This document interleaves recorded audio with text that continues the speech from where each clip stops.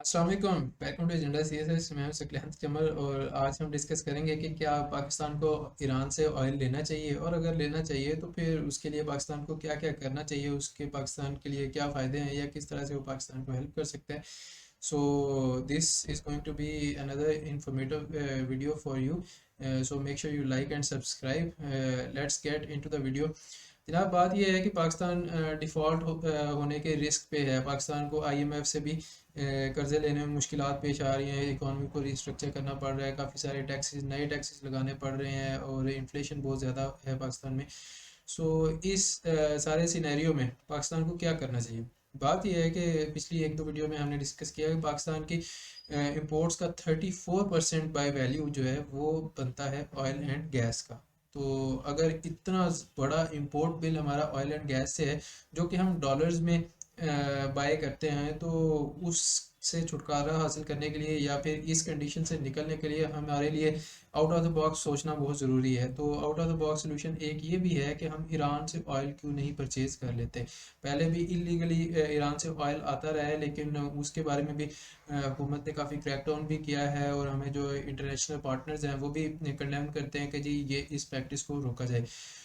But if Pakistan goes through proper channel और proper channel के ज़रिए ईरान से ऑयल लेना चाहे, तो उसमें कौन कौन सी मुश्किलात हैं? उसमें सिंपली ये है कि जनाब, ईरान के जो मेजर मुखालिफ लोग हैं या जो ईरान को अपोज करते हैं वो हैं जी अमेरिका और यूरोप। आपको पता है कि JCPOA हुआ था, joint comprehensive plan of action, फिर वो टूट गया या फिर अंडर ट्रम्प एडमिनिस्ट्रेशन अमेरिका उसमें से निकल गया, फिर बाद में अभी तक वो दोबारा से उस पर रिकन्सिलिएशन नहीं हो सकी या फिर वो दोबारा से अग्रीमेंट नहीं हुआ। तो दूसरे जो ममालिक हैं अमेरिका और यूरोपियन कंट्रीज़, वो ईरान के ऊपर सैंक्शंस वगैरह लगा रहे हैं। सो ईरान के साथ जो ट्रेड है या डील्स हैं उनसे भी रोकते हैं। ठीक है जी। और इसीलिए पाकिस्तान के ऊपर भी प्रेशर आता है कि आपने ईरान के साथ ज़्यादा मुआहदे नहीं करने, ज़्यादा ब्रदरली रिलेशन उस साइड पे नहीं रखने। लेकिन पाकिस्तान ने अगर करंट इकोनॉमिक क्राइसिस से निकलना है और अपनी लॉन्ग टर्म सोचनी है, तो उसको करना पड़ेगा कि जी ईरान से ऑयल लिया जाए। उसकी वजह ये है कि हम लोग जो ऑयल ख़रीदते हैं वो दूर से आता है, अमेरिका से आ रहा है, सऊदी अरेबिया से आ रहा है, तो वो हमें डॉलर्स में परचेज़ करना पड़ता है और डॉलर्स ही इंटरनेशनल करेंसी है और उसी से हम अपनी पेमेंट्स करते हैं जी, जो हम इंपोर्ट्स कर रहे हैं। इन कंट्रास्ट अगर हम ईरान के साथ करते हैं तो उसके बहुत सारे फ़ायदे हैं। ठीक है जी। सो ईरान के साथ डील करने के लिए क्या करना चाहिए कि हमारे जो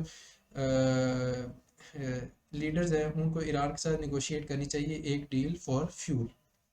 उसके बहुत सारे फ़ायदे हैं कि जी आपके पास डिफरेंट पेमेंट सिस्टम्स भी अवेलेबल हैं। फर्स्ट ऑफ ऑल बार्टर यानी कि लेन देन का मामला, आप हमें ऑयल भेज दें, हम आपको इसकी जगह कोई और कमोडिटी दे देंगे सेम वैल्यू की। फॉर एग्जांपल राइस हो सकता है, फॉर एग्जांपल टेक्सटाइल्स हो सकती हैं, सीमेंट हो सकता है, कोई भी दूसरी चीज़ है, मिनरल्स हो सकते हैं।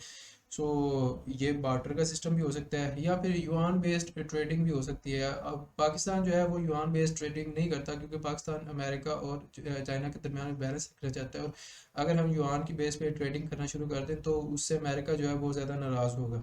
ठीक है।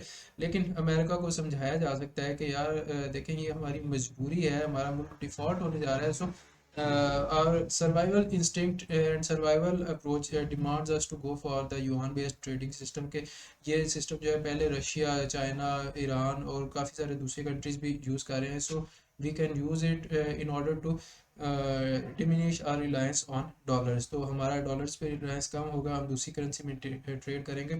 It will render more stability to our economic system.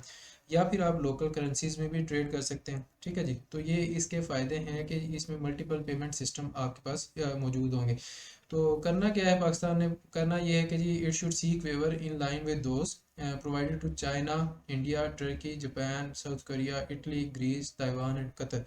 America और यूरोप के जो लीडर्स हैं उनसे जाके मुलाकातें करें और उनको कन्विंस करें कि जनाब पाकिस्तान की हालत बहुत बुरी है, पाकिस्तान डिफ़ॉल्ट होने जा रहा है और ये सारा आपका किया धरा है।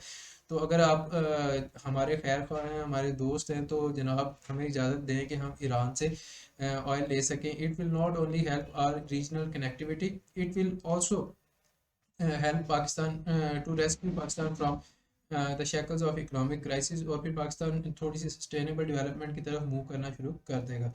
और ये कोई नई बात नहीं है, ऐसा नहीं है कि हम अकेले के लिए आपने करना है, आपने पहले भी तो इतने सारे लोगों को वेवर दिया हुआ है, इतने सारे कंट्रीज़ को आप कहते हैं कि आप करते रहें, या फिर वो करते हैं तो आप उनको कुछ नहीं कहते, लेकिन अगर पाकिस्तान कर ले तो पहाड़ टूट जाता है जी। ठीक है, फॉर एग्जांपल चाइना जो है वो ओपन पार्टनर है 400 बिलियन डॉलर की, उन्होंने ईरान के साथ डील की है। सिमिलरली इंडिया भी ट्रेडिंग पार्टनर है ईरान का काफ़ी देर से। और टर्की जो है, Turkey is one of the close allies या फिर close partners of Iran and Qatar in context of trade and commodities. फिर जापान है, साउथ कोरिया है, Italy, Taiwan, even Qatar, Qatar blockade आपको याद होगा तो उसके दौरान जो है ईरान ने ही इसको हेल्प किया था सर्वाइव करने में। काफ़ी सारी कमोडिटीज़ जो हैं they were sent by flights to Qatar. तो बाकी सारी साइटों से इनकी एयर स्पेस जो है वो बंद थी, क्योंकि दूसरे सारे जो गल्फ़ कंट्रीज़ हैं उन्होंने इसका ब्लॉकेट किया हुआ था, तो ईरान ने इसको रेस्क्यू किया था, ईरान और टर्की ने। सो ईरान के साथ जो अलाइंसेस हैं वो दूसरे कंट्रीज़ की भी हैं, और वो उनके साथ ट्रेड करते रहते हैं, कोई नई बात नहीं है। तो पाकिस्तान को भी आप इजाज़त दे दें और पाकिस्तान को करने दें कि जी आप अपनी करेंसी में या फिर किसी दूसरी करेंसी में ईरान से ऑयल ले सकते हैं। इससे हमारे अखराजात बच जाएंगे। जो हम दूर से ऑयल मंगवाते हैं, एक तो हमें उसकी पेमेंट करनी पड़ती है डॉलर्स में, दूसरा ये है कि उसके हमें फ्रेट चार्जेस भी भरने पड़ते हैं भाई, उधर से जो बहरी जहाज़ ऑयल लेके आते हैं टैंकर्स वगैरह में, तो उसका ऑब्वियसली किराया बहुत ज़्यादा होता है, थाउजेंड्स ऑफ डॉलर्स में किराया होता है। तो उसके बजाय हम लैंड बेस्ड यहाँ से ऑयल मंगवा लेंगे, या फिर अपनी पाइपलाइन जो है कंस्ट्रक्ट करके बहुत रैपिडली हम उसको डेवलप करके उससे हम ईरानियन ऑयल को यूज़ कर लेंगे, उसको रिफ़ाइन कर लेंगे, अपनी रिफाइनरीज हम बेहतर तरीके से चला सकते हैं। So all of this is possible if Pakistan goes for the deal with Iran, और अपनी डिप्लोमेटिक गेम जो है, अपनी डिप्लोमेसी है उसको स्ट्रॉन्ग कर ले।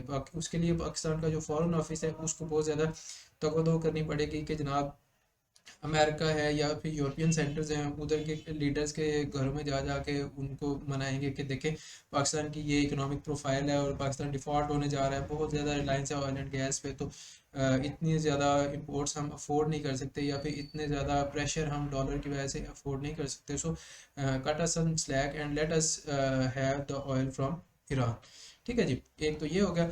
और अगर ईरान के साथ आपने डील करनी है तो उधर कौन कौन जाएगा जी? एक तो फॉरेन मिनिस्टर जाएंगे, ताकि आपको पता है कि फॉरेन रिलेशंस के लिए फॉरेन मिनिस्टर जो हैं वो डील्स करवाते हैं। सिमिलरली फाइनेंस मिनिस्टर, जाहिर है ये एक ट्रेड डील है या फिर जो फाइनेंसिंग वगैरह की डील है, तो उसको तय करने के लिए फाइनेंस मिनिस्टर का भी होना ज़रूरी है, वो भी अपनी एक्सपर्ट ओपिनियन देगा।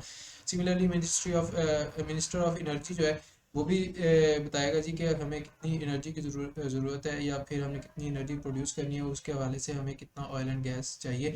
और minister of oil and gas वो भी हमें बताएगा जी कि आपको कितना ऑयल एंड गैस ओवरऑल चाहिए पूरे पाकिस्तान के लिए, for the domestic purposes, for transportation system, for international and domestic travels, everything. ठीक है जी। तो ये चार पांच लोग जो हैं इनकी टीम जो है वो आई थिंक काफ़ी होगी for negotiating a deal with Iran. अगर ये लोग डील कर लेते हैं and if they are successful in getting a deal from Iran, और दूसरी साइड पे वो यूरोप और अमेरिका को मना लेते हैं, तो उसका बहुत ज़्यादा बेनिफिट हो जाएगा। इसमें दरमियान में मैंने पाकिस्तान के ऊपर ये फेस बनाया है, क्योंकि पाकिस्तान इस वक्त बहुत सैड कंडीशन में है, क्योंकि इकोनॉमिक क्राइसिस में बहुत बुरी तरह से हम लोग फंसे हुए हैं। सो प्लीज़ हमारी जो ये सैड फेस है इसको ही देख के आप बराए करम हमें थोड़ा सा हाथ होला रखें। अमेरिका और यूरोप से अपील है। ठीक है जी। तो अगर हम ये डील सिक्योर करने में कामयाब हो जाते हैं, तो इससे पाकिस्तान का जो इंपोर्ट बिल है वो तकरीबन हाफ से ज़्यादा जो है वो कट हो जाएगा। मतलब ये है कि जहाँ पे आपका $50 बिलियन की प्रोजेक्टेड इंपोर्ट्स हैं 2023 के लिए, वहाँ पे आपको ऑलमोस्ट 24-25 बिलियन डॉलर जो है वो रह जाएंगे, और वो तकरीबन एक्सपोर्ट से बैलेंस भी हो जाएंगे, क्योंकि आप जो ऑयल यहाँ से लेंगे वो लोकल करेंसीज में भी आप डील कर सकते हैं, या दूसरा आप कोई ना कोई मैकेनिज्म यूज़ कर सकते हैं in order to reduce the stress on your foreign exchange and international currency that is dollar. ठीक है जी। तो पाकिस्तान की ईरान के साथ अगर डील होती है, या ईरान के साथ ऑयल डील जो है उसके बहुत सारे फ़ायदे हैं जी, और इसको definitely this is a very good option for Pakistan if we can do this.